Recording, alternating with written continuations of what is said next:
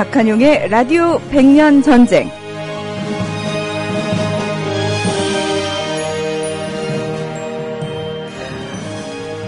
웅장한 이 음악처럼 빛나는 분이시죠. 우리 민족문제연구소의 박한용 실장님 나와 계십니다. 실장님 안녕하십니까? 네, 안녕하세요. 네, 왜 쑥스러워하십니까? 예, 납득하기 어려운 말씀하셨어요. 왜 하시는 일은 실제로 이런 일이지 않습니까? 저 자신은 보잘것없는 사람이니까 예, 저를 매기로 하시면 조금 부담스럽죠. 자, 오늘부터 박한용의 생활 현대사가요. 박한용의 라디오 100년 전쟁으로 프로그램 제목이 딱 바뀌었습니다. 그리고 시간도 3시 30분에서 3시로 30분 앞당겨서 진행이 됩니다. 아, 제목이요. 네. 바뀌어서 조금 당황하신 분들 계실 것 같아요. 그렇죠. 생활 현대사도 참 좋은 이름이에요. 예, 근데 이 생활 현대사라면 우리 현대사에 감춰진 진실을 있는 그대로 가감없이 드러내준다는 것이잖아요. 네. 그러면 많이 필요할 거예요. 그런데 현대사라고 할 때 보면 이제 대체로 우리나라 역사 학계에서는 두 가지 견해가 있어요. 일제 강점기부터 현대사라 보는 경우도 있고 또는 해방 이후로 보는 사람이 있습니다. 예, 크게는 일제 강점 이후라고 하는데 가만히 생각해 보니까 그렇게 되면 이제 아주 제한된 시기잖아요. 네. 선사시대 고대사도 이렇게 우리가 쟁점이 되는 부분이 있어요. 현실에서. 네, 그렇게 되기 때문에 굳이 시대에 구애받아서는 안 되고 우리 사회에 이슈가 된다면 어느 시대에 다룰 수 있어야 되겠다. 이런 것입니다. 네, 그다음에 또 하나는 그래서 현대사 말 대신에 이제 이렇게 나왔는데 근데 또 100년 전쟁이라는 또 험한 말을 왜 쓰느냐 이것이죠. 예. 이거는 작년에 방송이 시작될 때 바로 역사 쿠데타를 일으킨 세력들이 역사 전쟁을 선포했어요. 그죠? 네. 아주 내놓고서 역사 전쟁을 선포했습니다. 예, 그렇게 해서 뭐냐면 이 한국 근현대 100년 자체를 수구 반민족 기득권 세력들이 역사 왜곡을 하고 공세를 하는데 여기에 대해서 재작년에 민족문제연구소가 만들었던 100년 전쟁의 문제의식을 한번 개성해보자, 다시 한번. 다른 말로 하면 한판 붙는 자리로 가보자 이겁니다. 예, 그렇게 해서 현대사의 주제들 같은 경우에도 보다 이 쟁점이 강한 부분들, 예, 또 그런 부분에서 맞서서 한번 진실을 좀 알려보고자 해서 제목을 좀 이렇게 험하게 뽑았습니다. 예. 근데 험하다고 말씀하셨습니다만 사실 100년 전쟁 하면 바로 민족문제연구소가 떠오를 정도로 어떤 의미에서는요 히트 상품이라고 할 수가 있어요. 네, 근데 슬프긴 해요. 100년 전쟁 가지고 소송까지 걸렸다는 것도 참, 그것도 그냥 마치 국기를 문란하고 대한민국 정통성을 훼손한다는 식으로 공격하는 것도 우습지만. 네. 사실 연구소는 굉장히 온화한 조직이에요. 학술적이고 또 우리 회원들도 아주 점잖으세요. 양심적이고. 불의를 보면 참지 못하시는 게 있지만. 예. 근데 석가모니 말씀에 이런 게 있어요. 어느 마을에 갔다가 쫓겨난 거예요. 돌을 던지고 하니까 쫓겨나 버렸죠. 제자가 무척 화가 났어요. 그래서 석가모니에게 얘기를 했습니다. 스신, 왜 우리는 이렇게 세상과 싸워야만 합니까? 그랬더니 이 석가모니 하신 말씀이 제자들아, 우리는 세상과 싸움을 하지 않는다. 다만 그들이 우리에게 싸움을 걸었을 뿐이다. 이런 말이 있어요. 와. 네. 어쩌면 민족문제연구소가 외부로 보면 전투적인 조직으로 보이지만 사실은 전문 역사 조직이고 또 아주 건강한 시민 활동인데 네. 바로 그들이 예, 끊임없이 싸움을 걸고 있기 때문에 예, 그 돌파매기로 우리도 갈 수밖에 없었다는 걸 좀 양해해 주시기 바랍니다. 네, 지금 바뀐 제목이 굉장히 마음에 드시나 봐요. 그래서 그래요? 예, 네. 그래서 좋다고 또 기대된다고 잘 듣겠다고 이런 댓글들 올라오고 있는데요. 네, 여러분 여기 잠깐만 몇 가지 중요한 게 좀 나오셨네요. 네. 중국에 관동원 자료가 수북에 쌓여 있다는데 민문에서 그 자료들 연구했으면 좋겠다 하는 거죠. 네. 이건 좀 말씀 안 드릴 수가 없는데 해난이라서. 예, 잘 알다시피 1940년대 일제 말기죠. 조선 총독부 자료나 그다음에 그 당시 한반도에 주둔했던 조선군 사령부 관련 문서들이 상당수가 소각이 됩니다. 조선 총독부가. 그래서 사실 중요한 문서들은 별로 남아있지 않아요. 우리가 흔히 말하는 위안부, 이른바 위안부 문제가 하는 문건 같은 것도 없단 말이죠. 그래서 굉장히 어려워요. 근데 얼마 전에 이제 중국 지림성, 길림성인데 지린이라고 부르죠. 예, 거기서 뭐냐면 관동원 자료 나왔다 그랬잖아요. 네. 한 30여만 건이 나왔다 그래요. 이건 무슨 말이냐면 구더기를 파가지고 소각을 하다가 미쳐다 소각을 못한 거예요. 소각을 하려고 했던 것은 중요했다는 얘기죠. 그렇죠. 근데 위에 것만 타고 밑에는 다 못한 거, 그것이 30여만 건이에요. 그럼 먼저 집어넣었다는 것이 더 중요하겠죠. 네. 우선순위가. 그렇죠. 뭐 그렇지 않을 수도 있겠지만 대체로. 그것들이 공개되면서 거기서 한 25건 정도가 위안부 관련 문서가 나왔다. 그중에서 6건 정도는 또 조선인 위안부 문제인데 전시 총동원 체제와 관련이 있다는 그런 편지도 나왔다는 얘기예요. 이것 때문에 저희들 또 우리 민족문제연구소에서도 교섭하고 또 여러 채널을 통해서 이야기하고 있습니다. 예. 그런데 이 부분은 꼭 위안부 문제만은 아니에요. 왜 그러냐면 일제 말기는 38도선 이북은 관동군 관할이에요. 만주하고. 네.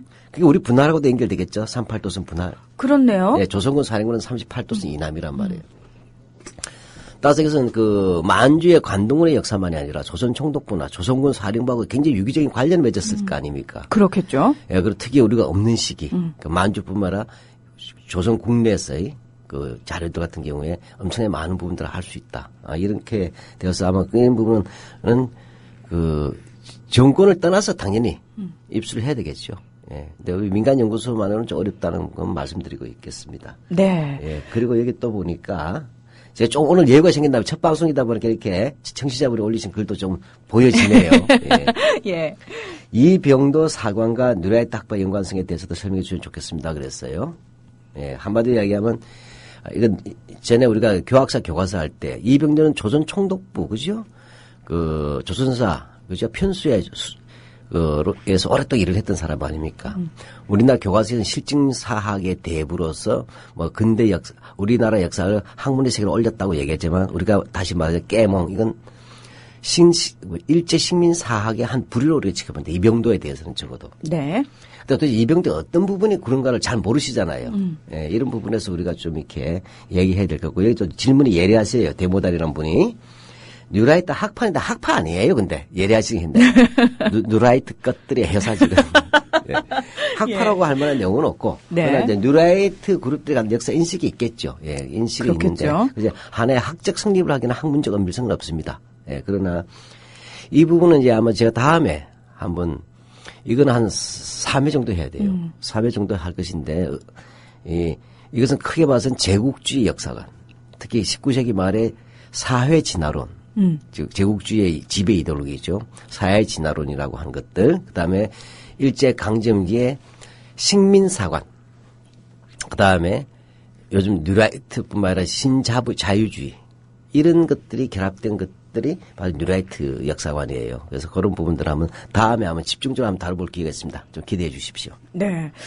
저희 그 방송을 함께 하시는 분들은 수준 자체가 굉장히 높아서요. 예. 그리고 이 예. 뉴라이트 의외로 만만치 않은데 우리가 감정적으로 대응할 문제가 아니고 정확하게 내용과 구조를 알아야 됩니다. 예. 그래서 그 뉴라이트의 주장만 정확히 알면 교학사 교과서는 안 보고도 어떤 내용으로 쓰였다는 걸 알 수가 있어요.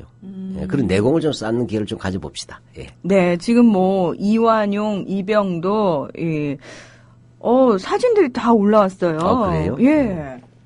이장무, 이건무까지. 와. 집안 내려까지 나와버리네요. 그러네요. 예. 계약 첫날은 공부하는 거 아니고 오리엔테이션 하는 거라고 말씀하셨습니다만, 예, 아닙니다.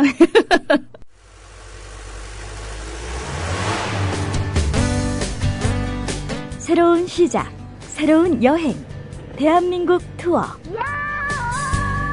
대한민국 투어는 45인승, 28인승, 리무진 등 다양한 관광버스를 보유하고 있으며 최고의 서비스와 저렴한 가격으로 모든 차량을 이용하실 수 있습니다. 차량 문의는 1599-2686, 1599-2686. 여러분의 편안하고 안전한 여행길, 대한민국 투어가 함께합니다. 결혼식, 가족 여행, 세미나, 네이버나 다음에서 대한민국 투어를 검색하세요. 45인승 리무진, 일반 버스, 35인승 버스, 28인승 리무진, 25인승 버스. 서울, 경기, 인천 어디서나 1599-2686. 여러분께서는 국민 라디오 박한용의 라디오 100년 전쟁에 오셨습니다. 오늘 주제는 만주의 무장 친일 조직들에 대한 이야기인데 먼저 봄이네부터 얘기를 해보자 이렇게 실장님께서 말씀을 하셨는데 저희 왜 지난번에 간도 특설대 다루면서요. 네. 잠깐 언급은 됐던 단체거든요. 예, 그 간도 특설도 하면서 조금 고민이 들었어요. 왜냐, 간도 특설들은 만주국식에도 마지막 시기, 최후의 친일 무장 조직이잖아요. 그것도 군 조직인데. 그렇죠. 근데 사실은 우리가 독립운동하면 1920년대 청살리, 봉오동 청살리 전투도 있었고, 30년대 전반기에 또 수많은 항일 유격전이 있었지 않습니까? 이런 부분에 대한 단체들을 좀 지나가듯이 이야기하는 게 좀 아쉬웠어요. 네. 그래서 1920년대에 우리가 청산리 봉오동 전투를 얘기하고 독립군에 대 반드시 그들의 라이벌이 있는 거예요. 쉽게 말하면. 적대적 라이벌. 그게 바로 보민회예요. 그러니까 다시 말해서 독립투사가 한편에 있었는가 하면 같은 민족임에도 불구하고 친일파들이 반드시 존재했다는 거죠. 그렇죠. 그리고 또 타격이나 피해 면에서는 더 간도 특설대보다 더 심했다고 할 수 있는 간도협조회나 신선대. 네. 이런 것들을 그때 이제 언급은 했지만 조금밖에 다루지 못했어요. 그래서 요것을 다루면 만주의 무장 친일 조직들은 큰 뼈대는 20년대 30년대 완성이 됩니다. 그래서 그거는 이번 주와 다음 주까지 끝내야 되지 않겠냐. 그래서 오늘 보민회 먼저 해보고 싶습니다. 네. 보민회. 어떤 조직인지 설명 부탁드릴게요. 예, 보민회 하게 되면 이제 이 보활보자 백성민자예요. 자, 이름은 우아합니다. 예. 이름은 참 좋네요. 예. 예, 이 보민은 1919년 어느 때쯤 이제 시작되어 가지고 실제 조직 자체는 1920년에 된 걸로 우리가 봅니다. 예, 네. 되는데 바로 이 조선인들이 만든 거겠죠, 당연히. 예, 그래서 구체적으로 좀 나중에 얘기하더라도. 그래서 이들이 뭐냐면 그 1920년에 일본 제국의 행정력이 미치지 않는 남만주 지역. 남만주 지역이라고 하면 복잡하게 생각하지 마시고 좀 이렇게 돼요. 남만주, 북만주가 있잖아요. 네. 그다음 동만도 있어요. 동만주도 있고. 네. 그다음에 뭐 간도도 북간도가 있고 서간도가 있잖아요. 예, 동간도도 있지만 그게 잘 안 쓰는 용어고. 그래서 이런 것도 헷갈릴 거예요. 만주 전체를 놓고 봤을 때 남만주라고 얘기할 때는 그 남만주 철도라고 보시면 돼요. 그 노선. 네. 쉽게 말하면 대련에서 장춘이죠. 지금 옛날엔 신경이라고도 불렀잖아요. 여기까지 이 장춘까지를 쉽게 말하면 남만주라고 보면 돼요. 네. 그 이 부분 하얼빈 같으면 북만주가 되겠죠. 이렇게 됩니다. 예, 그래서 바로 남만주 일대에서 뭐냐면 활발하게 그냥 이루어졌던 1920년대의 그 항일 독립운동 세력에 대해서 파괴를 하고 또 여기에 많은 만주에 우리 조선인들이 가 있었지 않습니까? 그렇죠. 예, 여기에 대한 그 통제, 그다음에 일본 제국주의에 대한 선전과 이런 것들을 하기 위해서 하는 것이 목적이었어요. 초대 회장은 최준규가 맡았는데 네. 이 일본 영사관이 지휘한 조직이에요. 아. 그러면은 1919년 어느 때쯤 조직이 됐다라고 말씀을 하셨으니까요. 네. 예. 그때 1919년이면 3.1혁명 이후 아니겠습니까? 그렇죠. 예. 정말 예. 당연히 1920년대에 말 그대로 악랄한 부장 조직이 아니었을까 싶은데. 네, 그렇죠. 이 3.1 혁명 이후에 보게 되면 서간도 지역에 한 30여 개, 북간도 지역에 한 40여 개의 독립단체, 그러니까 간도 지역만 우리가 얘기하는 겁니다. 그죠? 네. 받으면 만들어졌어요. 따라서 뭡니까? 이것은 간도는 사케와 연변 지역하고 연결되어 있잖아요. 그렇죠. 예, 이렇게 되면 바로 이제 우리 그 한반도가 연결되어 있습니다. 여기 활발한 독립운동 단체들을 파괴하기 위해서 또 제우교라는 이상한 듣보잡 종교 단체가 나와서 제우교에서 조직한 것이 바로 보민회예요. 제우교 하면은 일단 최재우 선생이 예. 먼저 떠오르는데 동학과 한자가 관련이 똑같아요. 있나요? 그렇죠. 예, 예. 우리가 이제 1894년에 갑오 농민전쟁이 일어나고 그때 동학이 큰 탄압을 받았잖아요. 네. 예, 그 이후에 뭐냐 동학에서는 두 가지 계통이 만들어지는 거예요. 하나는 항일계통. 네. 또 한편으로는 우리도 이제 문명개화하자, 문명개화 하면서 뭐냐면 일본을 본받고 따르자 하다가 결국 일본을 위해서 일하자로 가는 친일 계열이 있어요. 바로 우리가 잘 아는 이용구라는 사람이 있어요. 이용구. 네. 이 사람이 바로 일진의 핵심 간부잖아요. 그렇죠. 동학교도인데 일진의 조직의 핵심 간부였어요. 근데 이 일진회는 우리가 볼 땐 친일 단체이긴 하지만 사실 동학에서 갈려서 나온 친일 분파죠. 예. 그거, 예를 들면 거기에 대해서 뭐냐면 최재호가 이제 선을 끊어내는 거죠. 최재호가 아니라 손병희 선생이. 네. 예. 그렇게 되는데 이들이 1910년이 되면 토사구팽. 토사구팽. 예, 토끼 사냥이 끝나면 사냥개는 삶아 먹는다 했는데. 네. 삶아 먹질 않고 모든 정치사회 단체를 다 해산시켜요. 언론까지 일제가. 1910년에 이제 우리를 강제로 병탄한 다음에 이때 친일단체도 다 없애는 겁니다. 일진회도. 아, 예. 모든 단체 속에 친일 단체까지 포함이 됐고요. 알 수 없으니까. 용도 폐기죠. 이렇게 되니까 떡고물을 좀 더 먹어야 되는데 다 못 먹은 거예요. 네. 먹은 놈들은 뭐냐? 이런 놈들이 아니고 도장 찍은 고관 대작들. 일진에는 주로 말단에서 최전선에서 이른바 일본군들과 함께 독립군 어병들을 탄압하는데 길잡이하고 직접 싸웠던 놈들이에요. 그 이용 받은 사람은 자기 그렇게 했는데 별로 대접 못 받았다 이거죠. 아. 이런 상황이 됐어요. 그러니까 여기서 뭡니까? 다시 한 번 더 해먹자. 그러면 세상에 3.1운동이 일어났는데 이놈들이 어떻게 하느냐. 제우교를 만드는 거예요. 제우교를. 아유, 최재우 선생이 아시면은 그렇죠. 참 예. 통탄할 노릇이네요. 예. 예, 그래서 뭐냐. 이들이 다시 말하면 3.1운동 위에 이제 다시 독립운동 단체가 활발해지니까 그것도 무대가 되냐? 만주잖아요. 네. 그러니까 이놈들이 한반도가 아니라 만주로 옮겨가서 다시 친일 조직을 만들어서 일본 정부로부터 돈을 받고 일확천금을 노리고 하려는 겁니다. 그래서 뭐냐면 그냥은 모일 수 없으니까 일단은 제우교, 그래서 포교 조직을 가장한 거죠. 네, 이렇게 했는데 이들이 내세우는 것이 비폭력 무장주의예요. 그 다음에 또 하나가 일선융합, 일본과 조선융합. 알겠죠? 내선일체하고 똑같은 거 아니겠어요? 그죠? 네. 그 다음에는 대동아주의. 대동아라는 게 일본을 중심으로 해서 아시아, 그죠? 훗날 대동아 공영권으로 가는 것이 되는 것입니다. 이런 것들을 표방하면서 주로 뭐냐, 독립운동가들에 대한 귀순, 신고, 그 다음에 귀순 권유 등은 이것을 담당한 친일 종교단체. 그래서 형식은 종교단체지만 철저하게 친일단체죠.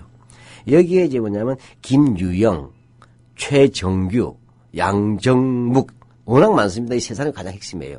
이 중심이 되어서 제오기를 조직하고 이들이 다시 보민회를 만들어낸 겁니다. 네. 여기서 이제 최정규가 보민회 초대 회장을 맡게 되는 거고. 그렇죠. 근데 그 1920년 사실 보민회가 조직되는 본격적으로 활동을 시작하는 요 시기는 홍범도 장군의 봉오동 전투 그리고 김좌진 장군의 청산리 전투가 있었던 해 아닙니까? 예, 그러니까 이제 이 분위기를 이해해달라는 거죠, 제가.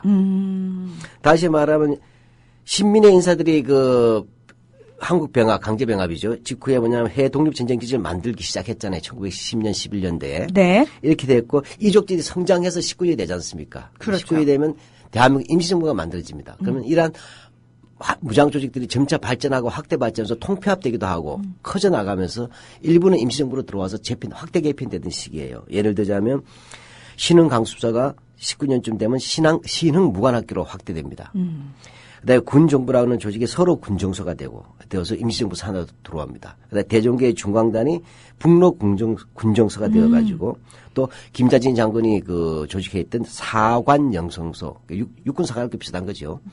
통합하고 그다음에 홍범도 장군이 이끄는 대한독립군이 있지 않습니까? 네네. 이들이 뭐냐 국경을 넘어 들어오면서까지 일본군과 전투를 벌이고 있었고, 최진동이라는 분이 군무도덕부를 동관도에서 두고 활동하고, 또 안무란 분이 죄송합니다. 동관도가 아니라 최진동은 이제 북관도죠. 예, 네. 그리고 그 다음에 안무라고 하는 분은 동관도에서 대한국민회군들을 이제 조직해서 활동하고, 이런 역량들이 조직되고 통합되면서 또 연합하면서 일어난 것이 봉오동 전투라든지 청산리 전투예요. 바로 이런 시기에 만들어졌다. 라는 것이죠. 그러니까 그 어느 때보다 사실 항일 무장 투쟁이 이제 막 네. 불타기 시작할 때 동시에 그걸 탄압하는 보민회도 조직이 된 거죠. 그렇죠. 맞불이라고 할까요? 근데 그 맞불 일본이 먼저 조직한 게 아니라 친일 브로커들이 먼저 조직한 거죠. 그래서 우리가 그 일을 할 테니까 돈 좀 주셔요. 이렇게 되는 겁니다. 무기와 돈을 달라 이렇게 되는 겁니다. 예, 뭐 참 자신들의 조상들이 한 일이긴 합니다만 후손들 입장에서 이 사실을 알면은 참 부끄러운 조상이겠네요. 예, 이분들. 그렇죠. 호적에서 파야 됩니다, 사실. 그러니까요. 네. 예, 어디 가서 내가 그분의 후손이다 말하기가 참 부끄러운데, 그럼 구체적으로 이렇게 보민회의 성립 과정과 또 간단한 영역까지 소개를 좀 부탁드릴게요. 네, 그래서 3.1 혁명이 일어난 그 해, 가을에, 이제 제후교의 김진석이라든지 하는 사람들이 보민회라는 자유단체를 조직하기 위해서 물줄을 찾습니다. 그게 누구냐? 이완용이에요. 아우. 이완용 떼돈 벌었잖아요. 나라 네. 팔아먹고. 이완용이나 민영기 다 금을 침입하잖아요. 근데 짜죠. 예, 줄 리가 없죠. 그렇죠. 예, 예. 자기들이 뭐 그런데도 돈 대줄 이유는 없잖아요. 예. 이렇게 해가지고 다시 뭐냐면 안 되겠다 해서 뭐냐 이인수, 최정규, 서소석 등이 이제 흥경, 그 만주죠. 흥경에 가서 그 보민회를 만듭니다. 근데 문제는 보민을 만들었지만 뭡니까? 돈이 없잖아요. 네. 자기 자신이 친일 표방했으니까 뭐예요? 그럼 어딜 찾아가야 돼요? 일본 쪽이요. 그렇죠. 그럼 만주에 있는 일본 조직이겠죠. 그래서 뭐냐면 관동주가 있었어요. 왜냐하면 그 대련 있고 딸엔 여순인데 거기가 일본이 러일 전쟁으로부터 이제 뺏어먹은 땅이잖아요. 그게 관동주였어요. 그 관동주 네. 장관 도독이죠. 방문해서 우리 보민회는 친일하고 만주에서 당신을 위해서 일하겠다. 이걸 사업서를 비밀리에 제출합니다. 의견서를. 그래서 좀 설립을 허가해달라고 하는 거죠. 설립 허가를 가서 뭐냐. 독립운동 단체 같으면 설립 허가를 받을 리가 없잖아요. 그러니까요. 관동주까지 가서. 그렇게 해서 뭐냐면 이렇게 해가지고 이제 하면서 두 가지를 해요. 보민회와 만주 보민회사라는 걸 하는데 보민회사 나중에 얘기할 것이고 이렇게 해가지고 1920년 2월 달에 총회장이 최정규가 됩니다. 그렇게 하면서 지회가 막 지역마다 막 계속 확대되는 거죠. 그러니까 통화, 뭐 옛날식 발음을 할게요. 네. 중국식 발음보다. 통화, 지반, 임강, 관전, 환인, 유화, 해룡, 개원 이런 데 되고 이 감독이 일본 사람들이고 오가와 기이치라든지 뭐 이런 식으로 이렇게 되고 이렇게 해서 이제 됐고 이제 이렇게 공작을 해서 만들었잖아요. 네. 그러면 이제 공식적인 인간은 이제 그 당시 뭐죠? 영사관을 받아야 되잖아요. 그렇죠. 예, 왜 그러냐면 어제 일본 영사관의 입장에서 보면 이 사람들이 식민지 노예지만 일본 국민이 되잖아요. 제국 국민. 네. 제국 신민이죠. 그러니까 뭐냐면 1920년 6월에 봉천에 있던 봉천에 있던 일본 총영사관 지금의 심양입니다. 그래서 이인수 총회장은 보민회 설립 인가하고 그래서 20년 6.25 날 예. 예, 만주 보민회가 됩니다. 그렇게 돼서 2년 뒤에는 흥경에서 봉천으로 이제 본부가 옮겨졌다가 24년 3월달에 해체가 돼요. 예. 그러니까 1950년 6월 25일은 우리 민족의 동종 상잔의 비극의 날이고 그보다 30년 앞선 1920년 6월 25일은 만주 보민회가 네. 예, 발회식을 개최한 날이네요. 네. 아유, 참 이모저모로 가슴 아픈 날입니다. 6.25는. 예. 네. 만주에 있는 조선인을 보호한다는 명목으로 만들었는데 네. 자, 이렇게 된다면은 그 일본의 봉천 총영사관과 논의를 했다고 얘기를 했고 그다음에 인가를 받았다라고 말씀을 하셨죠. 네. 일본의 만주 조선인 정책과 관계가 깊었겠네요. 네. 이렇게 보면 일본에서도 이 보민회를 저는 상당히 고민했던 것 같아요. 왜냐하면 조선인을 믿을 수 있느냐 없느냐 문제가 있지 않아요.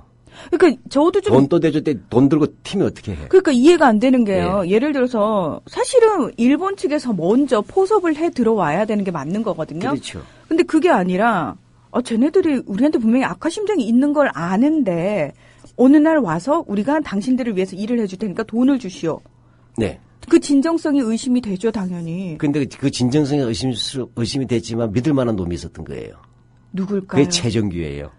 이미 견적이 나온 사람이에요. 그러니까 이제 그 나중에 또 최정규 구체적으로 한번 다뤄봐야 되지만. 네. 그래서 보면 이거 알겠지만 한마디 하면 일본은 이렇게 보면 돼요. 이 당시 이 땅은 청나라 땅이잖아요. 중국 땅이죠. 이제 청나라가 아니라 중국이죠. 중국 땅. 예, 청나라가 없어졌으니까. 따라서 거기는 사실은 뭐냐 일본군이 영향을 미칠 수가 없는 거예요. 원칙적으로는. 그렇죠. 예, 그러니까 일본 총영사관이 만주에 있는 조선인 독립군을 건드리고 싶은데 좀 불편하잖아요. 그렇죠. 예, 중국의 어떤 관원들의 문제가 있으니까 이런 속에서 뭐냐 그들 뭐냐 끊임없이 조선인들이 그 이제 개척민으로 나가게 됐지 않습니까? 다시 말하면 제만 조선인은 일본 국민이니까 우리가 그들을 보호해야 된다.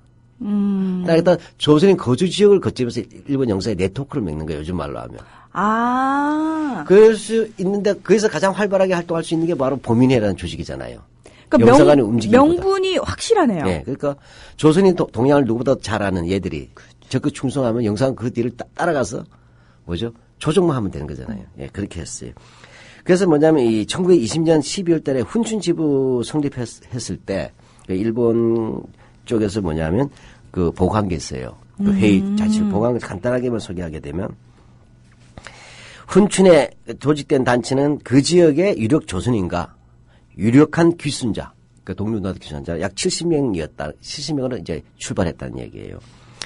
예, 근데 보면 회의 목적이라는 것은 그 만주에 있는 조선인 상호 간의 친목을 도모하고 또 생명 재산을 보호하고 교육 산업에 장려 목적을 한다. 형식적으로 보면 이제 꼭 요즘은 거루민당 같잖아요. 네. 이렇게 돼 있어요. 근데 그다음에 임원을 선정하고 일본 관헌의 지도 후원을 받고, 그죠? 한다 그랬어요. 근데 물론 이제 지부니까 북만주 보민의 지도하에 하겠죠. 훈주는 저 북쪽으로 올라간 지역이니까.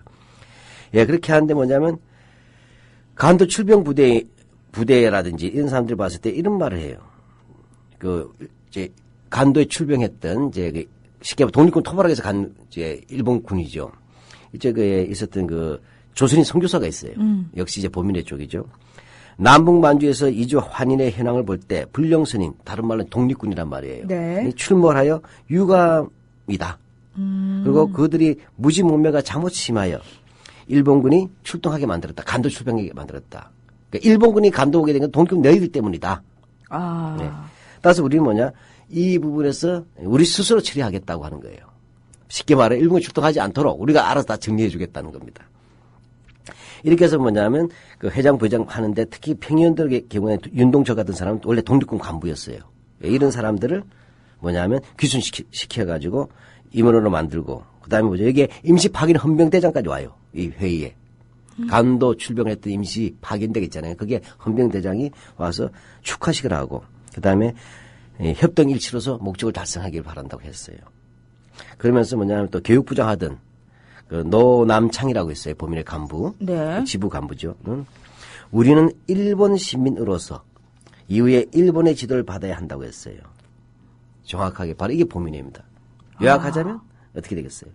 당연히 만주 조선인, 만주 현진 조선인들을 통제하고 나아가서 그리고 제만 항일 독립운동 세력을 분쇄하기 위한 아이 참 이런 표현 싫은데 현지 예. 조선인 끈아풀 조직이네요. 예, 그렇죠. 다시 말해서 조선인으로서 조선인을 제압한다. 뭐 예. 이런 취지를 정말 명확하게 하고 그렇죠. 있네요. 이게 훗날 나중에 보니까 지난번에 간도 특설 때도 그런 거 아니에요. 네. 예, 바로 이의제의란 말, 참 우리 와서 괴로운 말이지만 그렇게 되는 거죠.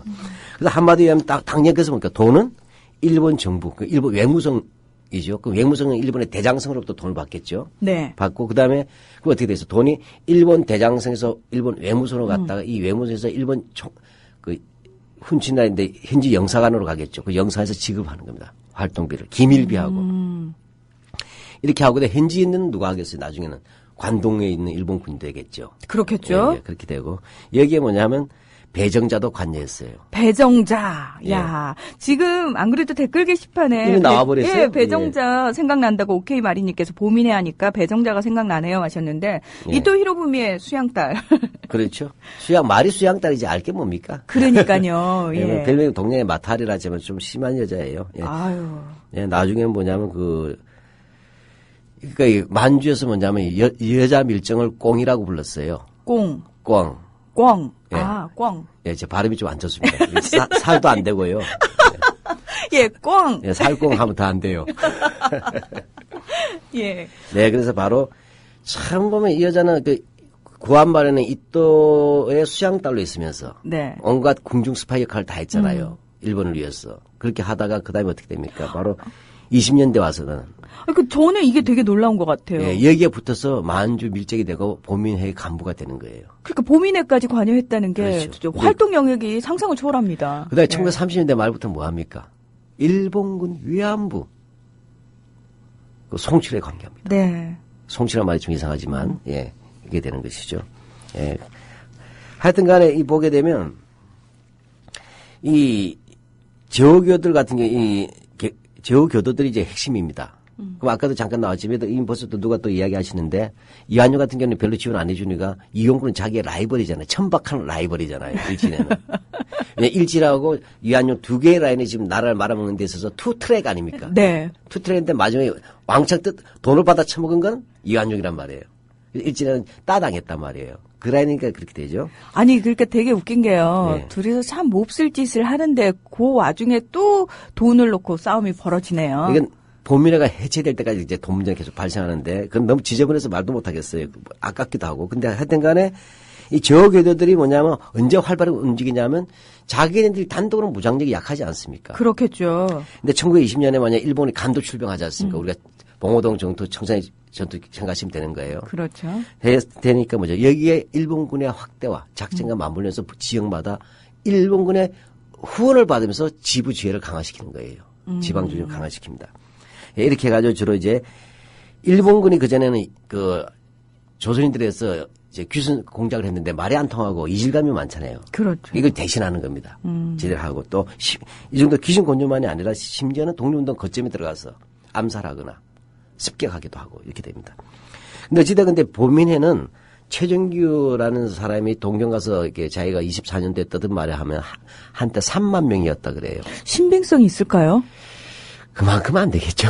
예, 그렇다 하더라도 3만을 얘기한다 뻥튀기를 했다 하더라도 어느 정도는 꽤 적지 않은 숫자였겠죠. 아유, 참, 이국 땅에서 한쪽은 나라를 되찾기 위해서 목숨을 바치고, 한쪽은 그 나라를 오히려 되찾지 못하게 하려고 그들을 죽이고, 이게 진짜 참 뭐 하는 일인지. 그렇죠. 예를 들면 그 우리가 잘 아는 이회영 선생이나 또는 이시영 선생 집안도 있지만 또 뭐 서고, 그다음 누굽니까 그 석주 이상영 선생 같은 경우에는 그 99간 집을 팔았어. 그러니까요. 몽땅 다 뭐냐면 그 독립운동 작업선데 얘들은 반대죠. 네. 예, 누구 말도 똑같은 물을 먹어도 하나는 우유가 나오고 다른 하나는 독이 독을 나온다고. 만들고, 예. 그런 것 같아요. 자, 이렇게 그 회원이 뭐, 이렇게 많아지면 활동 자금도 당연히 많이 필요할 텐데, 주로 활동 자금은 어디서 받았나요?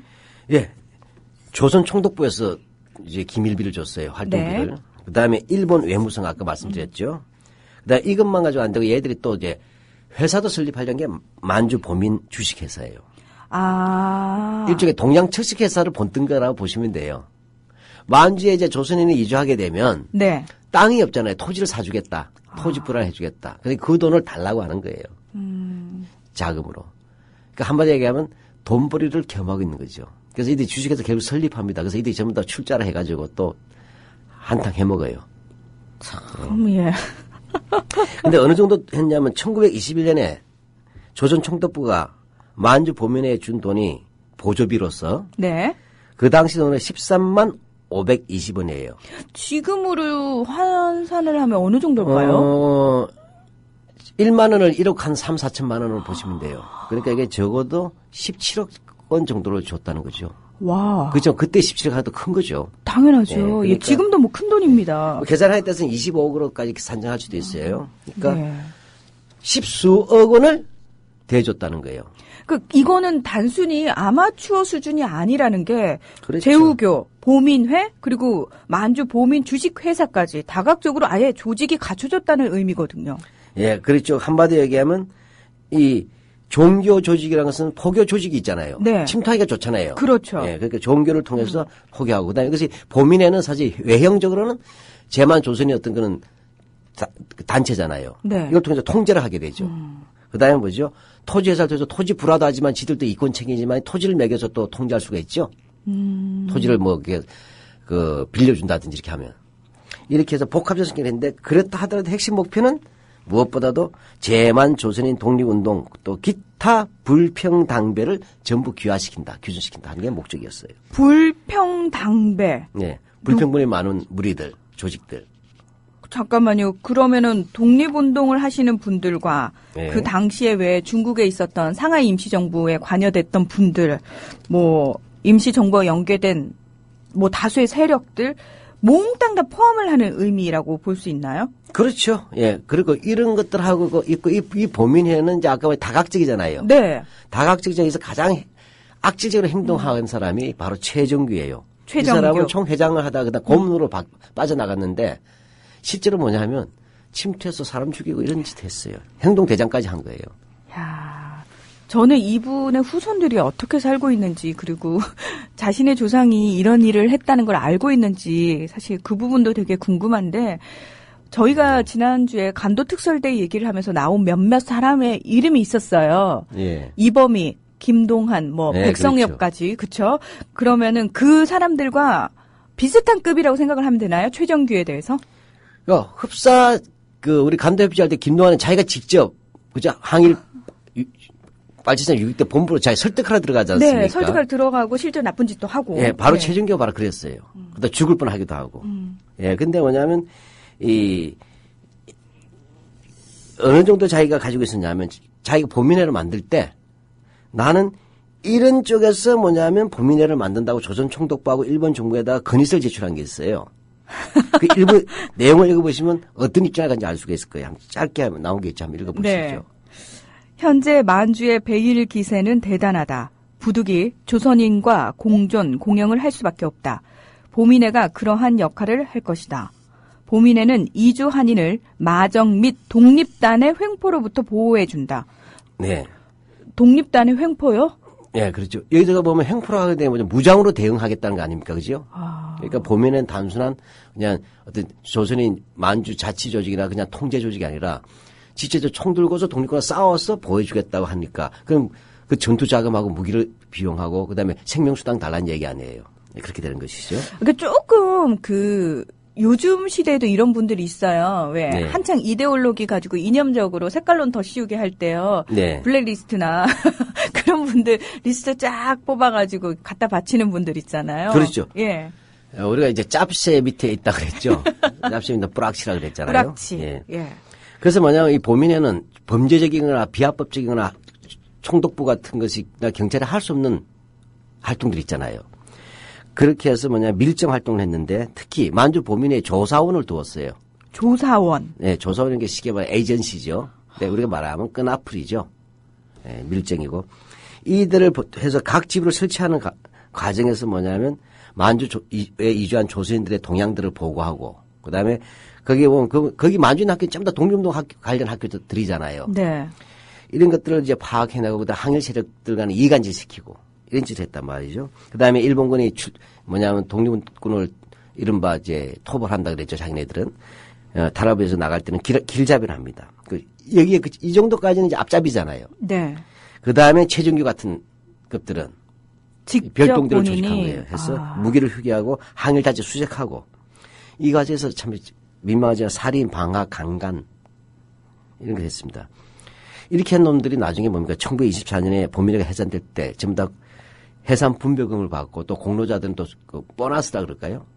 그걸 받습니다. 그 네. 숫자가 많지만 해서 생략하겠습니다. 독립군을 상대로 이런 싸움을 벌였는데 사실 독립군 입장에서는요. 그런 네. 마음일 것 같아요. 아니 나하고 무슨 철천지 원수가 졌다고 같은 민족끼리 이렇게까지 하나. 그렇죠. 악랄하게 쫓아다니는 거예요. 네, 그래서 역시 서로 많이 붙었겠죠. 워낙 그래서 이게 공식 전투 유지하고 좀 다르죠. 우리가 흔히 배울 때는 독립군이 국경을 넘어서 일본 경찰 수비대를 습격하고. 그러니까 일본하고 싸운 것만 저희가 상식적으로 생각을 하잖아요. 네. 근데 그게 아니라 지금 말씀하신 내용 중에는 이렇게 보민회나 간도 특설대 같이 같은 조선인으로 구성된 이런 조직하고 독립군이 싸운 그런 횟수도 많다는 의미잖아요. 그렇죠. 몇 가지 한 사례만 들어볼게요. 네. 너무 많아요. 1921년 10월 24일 같은 경우에 이인수 총회장, 그다음에 흥경은 지부장, 그다음에 일본인 순사 나카지마, 그다음에 조사주임 이정근, 뚝뚝하고 그다음에 감도 아까 오가와 있었죠. 네. 오가와 기이치 이런 사람들이 흥경인에 출장하고 있을 때 독립군의 습격을 받았다는 거예요. 받았는데 이때 이 보민의 강경현은 머리하고 어깨와 다리에 중상을 입고 그다음에 아까 일본인 감독 있죠. 이 친구는 머리하고 얼굴에 관통창을 입고 배경보면 이제 두부와 면부 흉부 상실을 입었다라든지 또 이거 말고 또 1922년도 3월 3일에는 지금부터 한 달 전이네요. 날짜는 이 바로 이제 유익명이라는 이제 보민의 지부 부회장이 있어요. 네. 통화에. 이 친구가 이제 현지 이제 제만 조선인 집에 가서 자는 중에 밤 12시쯤에 그 당시 곤충 중에 제일 대표적인 게 모젤 곤충이잖아요. 모젤 곤충을 휘두른 대한독립단, 바로 대한독립단 8명이 습격을 합니다. 그렇게 해가지고 집을 불질러버리고 가족들을 한 곳에 직결시켜요. 이때 독립군은 바로 유익명을 죽입니다. 네. 이런 경우도 마찬가지. 이런 식으로 해서 무척 많아요. 그렇게 해서 많은데 이게 좀 그렇습니다만은 1922년 나중에 김일성 회고록에도 그렇게 나온다 그래요. 남만주에서 이제 김일성도 활동했었으니까 친일단체 주구배들이다라고 지칭한 적도 있다 그래요. 근데 어쨌든 보민회가 우리 이 교과서에는 안 나오고 일반 연구자들도 잘 모르지만 네. 20년대를 이야기할 땐 뺄 수 없는 가장 악질 조직이죠. 그러니까 독립군 입장에서는 지금 일본군하고 싸우는 것도 힘에 부치는 일이지 않습니까? 예, 정확한 지적이세요. 예. 그런 상황에서 같은 조선인하고도 지금 싸움을 해야 되는 상황이거든요. 그렇죠. 시기가 복싱을 한다고 치면, 권투를 한다고 치면, 일본하고 한국 선수가 복싱하는데 옆에서 한국 사람이 갑자기 링기로 들어와가지고 날 때리고 있는 거예요. 이런 난장판이라고 보면 되겠죠. 아, 참, 예, 뭐, 정말 이런 말 그대로 가슴 아픈 일인데, 1920년대 초 남만주 일대는 한마디로 보민회와 독립군의 전쟁이다. 이렇게 표현을 해도 과언은 아닐 것 같다라는 생각도 들고요. 예, 그래서 보면, 1922년도에 보면 이 최정교하고, 그 다음에 제후교의 교주는 김유영이었어요. 네. 예. 이들이 뭐냐, 일본 정부 외무대신하고, 외무부 장관격이죠. 조선 총독의 건의서 보낸 내용이 역시 고약합니다. 근데 너무 길어가지고, 제가 몇 가지만 좀 얘기를 할게요. 네. 자, 이게 보면, 이런 말이에요. 19세기 이래 세상은 빠르게 변하고 있다. 그렇게 하는데, 만주를 이주한 조선인들은 러시아의 억압, 중국인의 반감을 샀으며 이 때문에 보이지 않는 전쟁을 치르고 있다라고 얘기했어요. 따라서 이런 상황에서 어떻게 했냐. 일본이 중국하고 손잡고 그다음에 만주제 평화를 깨야 된다. 그럼 여기까지 뭐 그런 대로 넘어가겠어요. 그다음에 뭐냐면 한편으로 만주의 치안을 위해 마적과 독립군에 대한 제거를 하기 위하여 여러 가지 방안을 모색한다. 왜 일본이 그렇게 해야 되느냐. 만주는 토지가 광대하고 산림이 풍부하고 지하자원이 많이 배장되어 있는 지하자원의 보고다. 여기에 뭐냐. 조선인들이 수전, 그러니까 논을 만들고 그다음에 농업을 경제하는 데는 안정장치가 필요하다는 거죠. 즉 일본의 농업 생산에서도 도움이 된다는 거예요. 근데 여기에 대해서 뭐냐면 근데 만주의 베일기세, 일본을 배척할 기운이 무척 대단하니까 여기에 대해서 뭐냐면 보민회가 이주 한인을 마적 및 독립단의 행포로부터 보호해주겠다. 이런 이야기를 한 것입니다. 그렇게 하면서 뭐냐면 이주 한인들에게 심지어 이 보민회는 여기에 그치지 않고 보민회는 아마 이런 생각이 들었대. 이렇게 해서 현재 많은 조선인들이 이주시키고 자기네들이 네. 보호란 명목으로서 독립군하고 싸우면서 전체 만주에 있는 조선을 자기들이 관리를 하려고 했던 것 같아요. 쉽게 하면 일종의 거류민단 대표 조직을 만들려고 한 것 같아요. 뭐 이런 것들이 있었어요. 뭐 하여튼 그런 정도가 있었습니다. 네. 그러니까 사실은 이들의 목적은 돈이지 않습니까? 그쵸? 예, 그렇죠. 예, 예. 저희가 왜, 아까 그 말씀을 하셨거든요. 공로를 인정받은 회원들이 예. 1924년에 만주 보민회가 해산될 때 해산 분배금까지 받았다. 그렇죠. 그런 말씀 하셨거든요. 근데 이렇게 잘 나가는 소위 말해서 이렇게 뭔가 큰 조직으로 더 발전하고자 하는 보민회가 왜 갑자기 폐지가 되는 겁니까? 예, 이 보민회에 관한 자는 무척 많아요.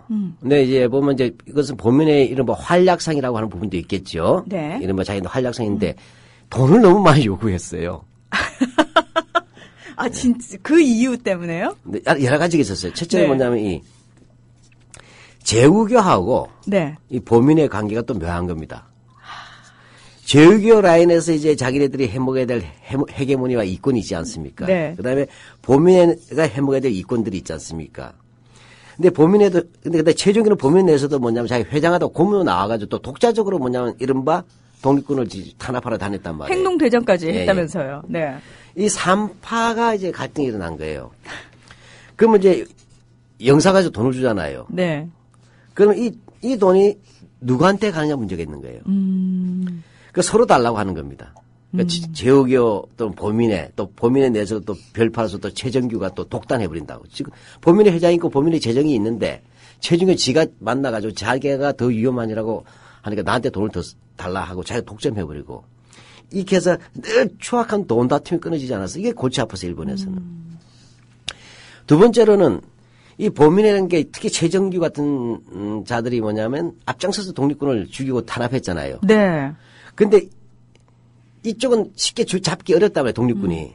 그러니까 누가 보복을 당하냐면 제후교 교도들이 많이 당합니다. 아. 물론 제후교 자체는 친일단체이고 간부들도 당연히 친일파이긴 하지만 또 모르고 믿은 신도들도 있잖아요. 그렇죠. 그러니까 제후교가 나름대로 종교단체에서 교세 확장하는데 일단 독립군을 죽였다면 일단 제후교가 만든 게 보민회니까. 일차적으로 제후교 교도들이 습격해서 300명이 죽기도 하고 그래, 집단적으로. 이렇게 되니까 뭐냐면 여기서 대해서 뭐냐면 제후교에서 뭐냐면 최종교 제좀 말려달라는 건 얘기합니다. 제가 너무 마구 사람을 죽인 바람에 뭐죠? 그 보복을 우리가 당하고 있다. 독립군으로부터. 이제 이렇게 되는 거예요. 네. 자, 이런 것들이 있고, 그다음에 일본에서도 이게 뭐냐, 보민회가 너무 이제 중국 관원들도 너무 형포가 심하니까. 왜냐면 남은 나라 땅에서 지금 총 들고 설치잖아요. 그러니까요. 예. 이게 그러니까 중국에서도 항의가 와요. 그러니까 이렇게 돼서 좀 이걸 좀 정리를 좀 해야 되겠다는 판이 있었어요. 예.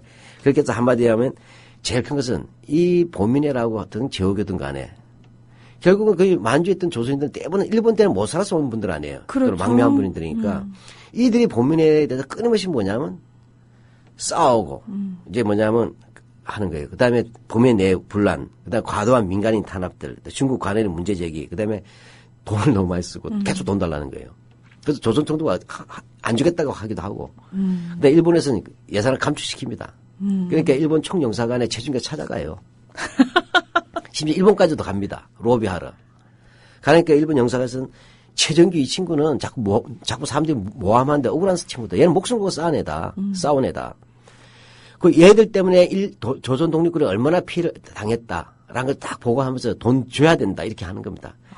이런 식으로 좀 나는데 결과적으로 뭐냐. 일본에 봤을 땐 장기적으로 봤을 때 뭡니까. 이건 정상 조직이 아니잖아요. 그렇죠. 복잡하잖아요. 게다가 범인 주식회사에서 땅까지 하면서 거대조를 크니까 안 되겠다. 이걸 일본이 직접 통화를 하는 민회를 만들려고 하는 겁니다. 민회로. 쉽게 말하면 우리가 말하는 요즘 뭐 치면 민단이죠. 물론 지금 대한민국 민단을 얘기하는 건 아니지만.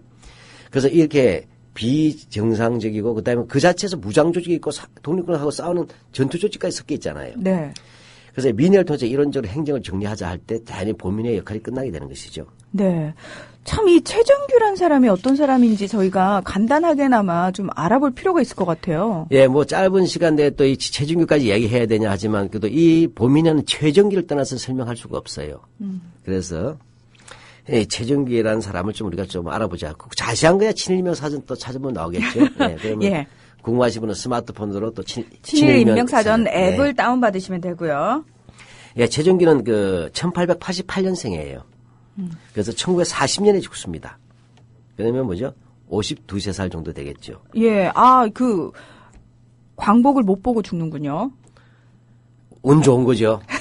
네. 예. 예.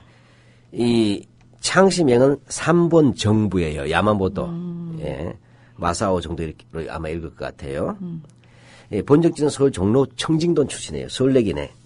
예. 근데 20대 초반이던 1909년 9월에는 수도공익사 사장을 지냈어요. 그 다음에 뭐냐면, 기록에 보자면, 바로, 1909년 11월 달에는 주택대부업을 담당하는 한성의 보신사, 한성보신사죠. 또 운영했어요. 근데 이 한성보신사가 바로 일진하고 관련이 있는 단체라 그래요.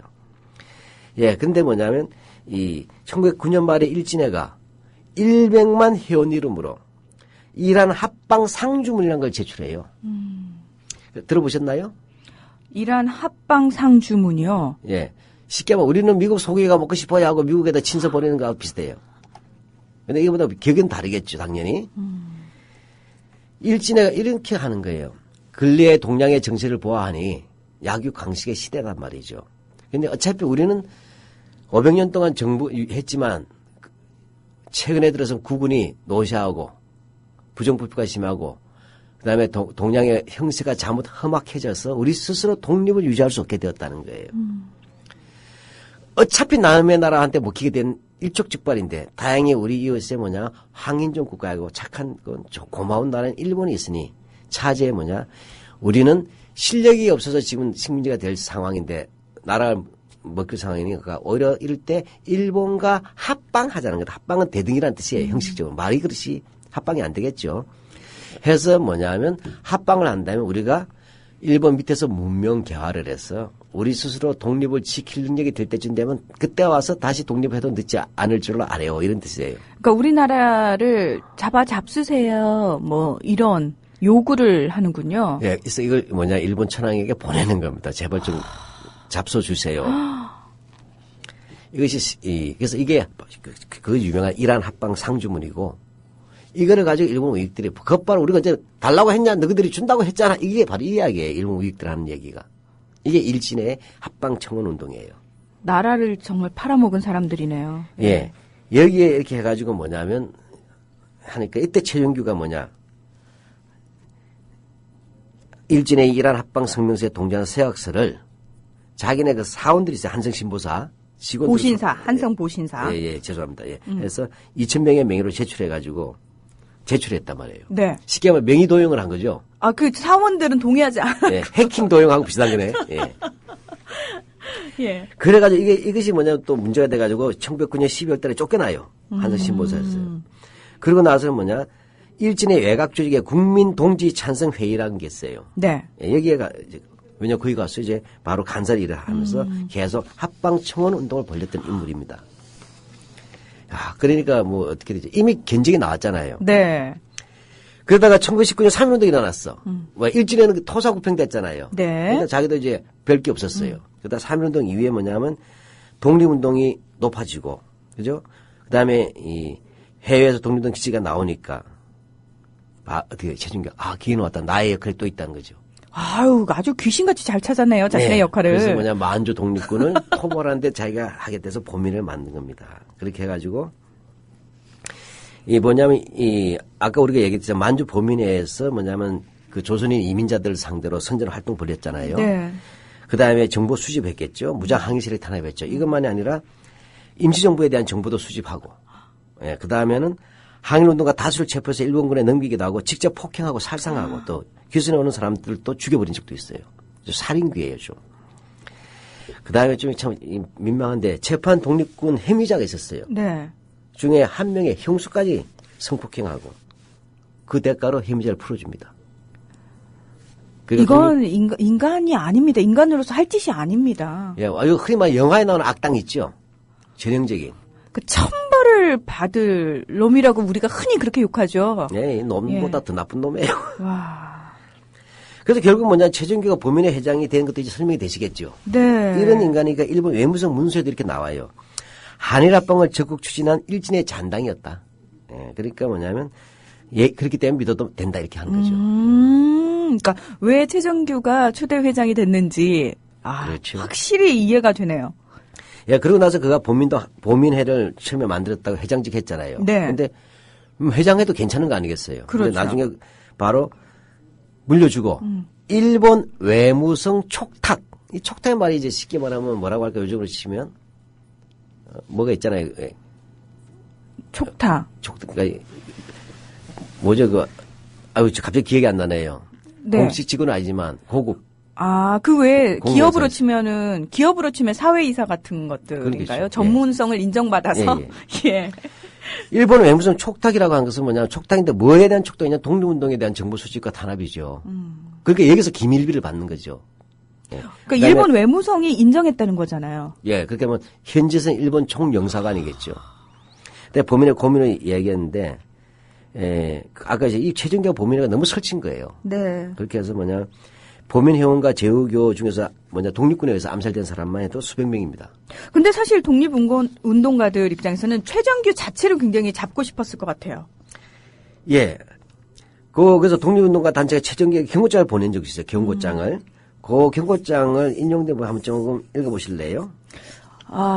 우리 대한독립은 하는 것들이. 우리 대한독립은 만국이 찬성하는 바로서 적인 너도 역시 한민족에게서 태어났음에도 외놈의 세력을 믿고 무고한 양민을 수없이 살해하거나 마구 때려 불구자로 된 동포도 많이 생겼다.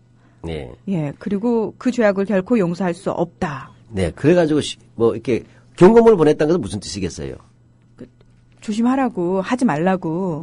끝나지 않죠. 경고를 안 따르니까. 예, 그래서 뭐냐면 이 시기에 독립군들이 암살해야 될 제거 제1호가 최정규였어요. 그렇겠네요. 네. 저희가 또 기억해야 될 이름이 또 하나가 늘었네요. 네네.